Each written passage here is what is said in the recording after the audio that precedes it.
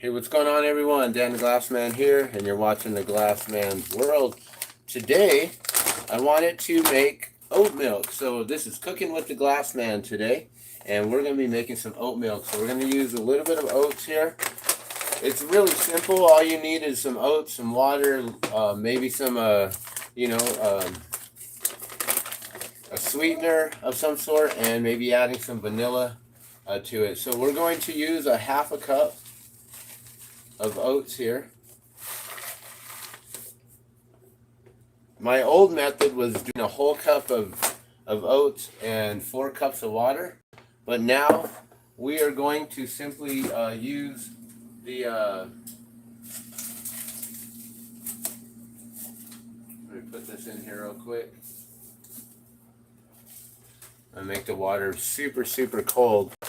So we're going to add the half cup of oats in a food processor here. So real simple, guys. Just get the food processor. You get yourself a half a cup of oats, just like that. We're going to put this in the food processor. Now the old way was soaking the oats for like 10 minutes, then putting it in the food processor, which possibly may be good. What I've learned is that, so we've done the old way, soaking it. That makes it really creamy and kind of a little bit slimy. And doing it this way without soaking it, it's supposed to make it not slimy. So a non-slimy oat milk. The thing is when we tried it last time and made it non-slimy, it actually didn't have the thickness and the creaminess that we're looking for. So maybe what we'll do is we'll go a little bit in between. And the trick was using super cold water. So maybe we'll make the water super cold with just a little bit of cold, just by putting it in the freezer there real quick. And then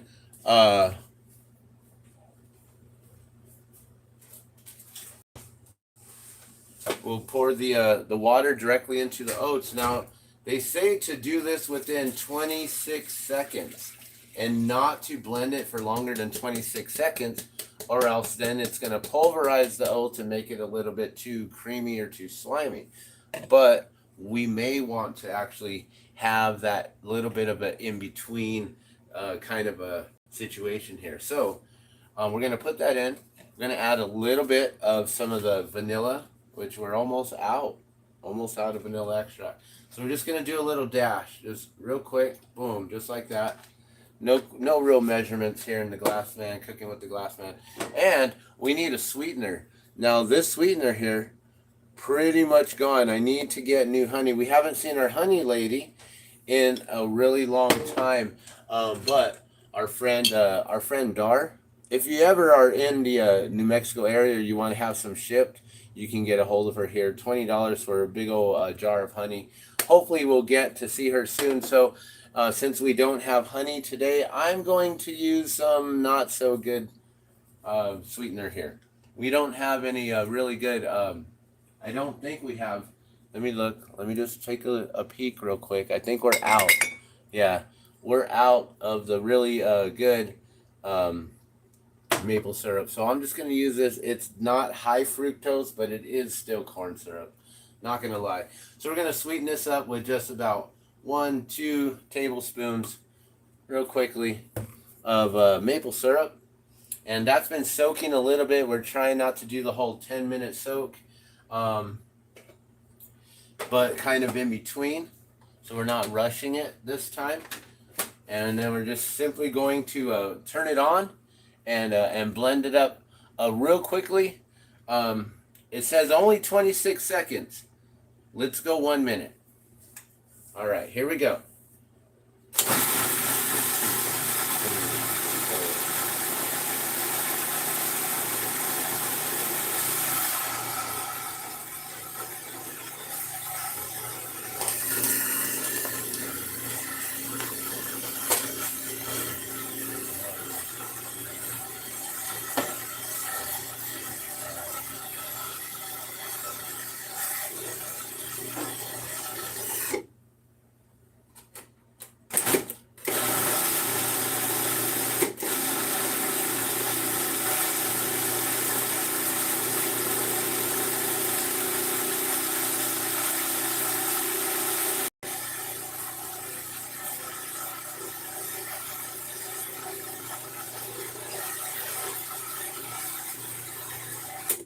All right, that's about a minute there. Now you need a cheesecloth or something here. This is a real thin, like a handkerchief here, and we're gonna put that directly into the measuring cup that we had for the water that held the 2 cups. So we know that this is going to definitely pour directly in here. So let's just show you real quickly how we do this. So let me just rinse this off real quick. I don't like to leave a mess everywhere. All right, so I don't want that to drip everywhere. All right, now I'll just take this off and pour this directly in. Now what I like to do is hold this so it doesn't pour out and make a big old mess. So just pour that directly in to the cheesecloth. Make sure the cheesecloth doesn't fall in with all the sides and everything. And now all we're gonna do, get all the oats in there, and we're just going to squeeze it out. All right, we might need a little scraper here just to get all the oats. It's only half a cup, and I got to be careful not to let the blade fall and make a big old splash. Okay, I'll rinse this out real quick. Here, we'll just let that be. Okay, so now we grab the opposite corners here, just like that, lift it up, and let the oat milk just pour directly in, just like that. Real simple. You know, it's not, you know, this is not rocket science at all. Making oat milk is so quick, so easy. You know, I'm noticing actually this time it feels a little bit more slimier or more creamier, I'm guessing. And we'll see. We'll have my wife come in and test it out and taste it.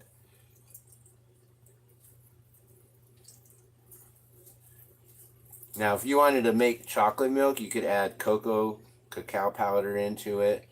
You know, if you wanted to make strawberry milk, then you could easily just add some fresh strawberries into it, you know, things like that. I'm gonna have to get the Norwex, always using the Norwex, just to wipe it up real quick here. Get rid of all the proteins, all the bacteria. Now the excess oats here, you could actually utilize this, put this to the side, let it dry out. You can save the oats for cooking, you know, making oatmeal cookies, you know, or doing breads, things like that. I'm just gonna toss this out, and because I don't have anywhere to save it, and I don't have any plans for anything. And then you would just want to rinse this out and clean your cloth, so then you could start over again from scratch. So real quick and easy. It's not the hardest cleanup, you know. So you just rinse it out, and pretty much it's ready to go for the next time. And this milk is already ready. So now we have 2 cups of milk, and we usually just pour it into the containers here, which I believe one of these is the milk container. I don't remember which one. We could also put it in a jar here. I don't think it was either of these, now that I'm thinking about it. It's probably this jar here.